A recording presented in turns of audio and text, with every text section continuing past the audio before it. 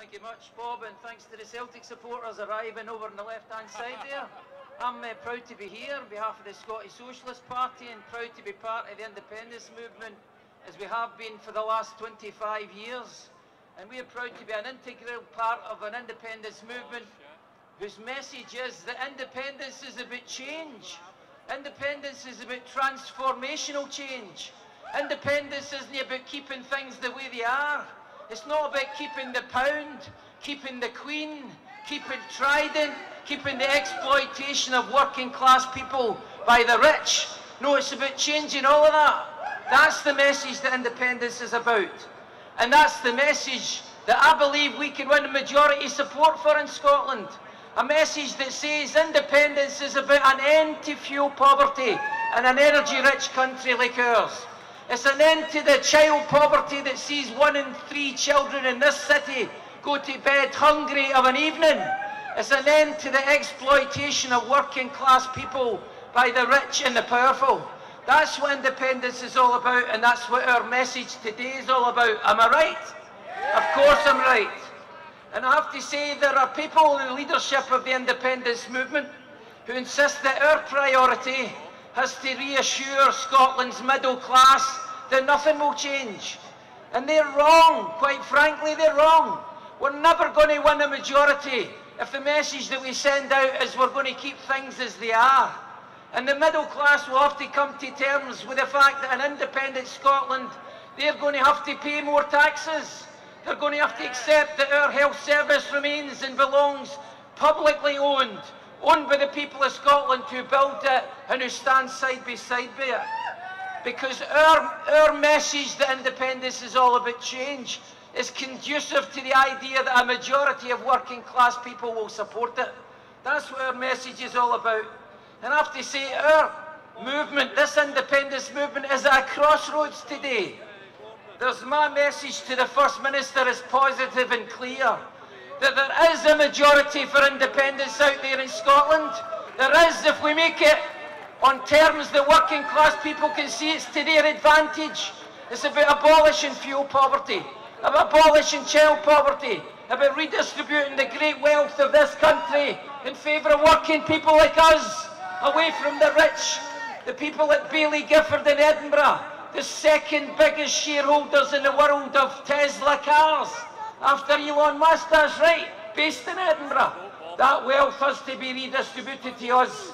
That's a core message of what independence is all about. Making Scotland more equal, not less. And as far as I'm concerned, for gatherings like this one, like this independence gathering today faces 3 questions we have to keep asking ourselves. 1, why are we behind in the polls? Why is there not a majority for independence now? And if question 2 essentially asks, is it because our economic case is weak as water and doesn't address the things we said before, then question 2 is, what are we going to do about it to turn that around? And the third question we have to confront is, if Boris Johnson and Sir Keir Starmer, that knight of the realm, the first knight of the realm ever to lead the Labour Party in 125 years, if Boris Johnson and Keir Starmer are saying Scotland can't have a second referendum, and 600 MPs at Westminster are saying the same thing, then we have to address the question, what are we going to do about it? What are we going to do about the fact they say we can't have a referendum with permission for Westminster? That's a big question I want you and everybody in this movement to begin to address. Because I'll tell you for one thing, I have no faith in an advisory referendum at Holyrood that's not legal, that's not binding, it didn't work in Catalonia, it won't work here either. And I don't have any faith in an obscure 1950s legal jurisdiction that says that Scotland's got the power when we don't have the power, because it's vested in the 1997 Scotland Act that says the Constitution is at Westminster. These are serious questions we have to address, and for me the answer is to draw the right conclusion. And that conclusion is, there is no parliamentary road to independence. There is no parliamentary road to independence that goes through Westminster. 600 MPs at Westminster have told you that's the case. we there have to resort to extra parliamentary action to get a majority of people in Scotland behind us and to mobilise them in the same way that we mobilise people against that other affront to our democracy, which was the anti-poll tax campaign that this city led 30 years ago. A mass campaign of defiance against the poll tax. We need a mass campaign against defiant and the idea that we are not going to decide our future, because we are. The majority of people in Scotland will decide if Scotland is independent, and it's our first priority is to win majority support for that we don't have at the minute.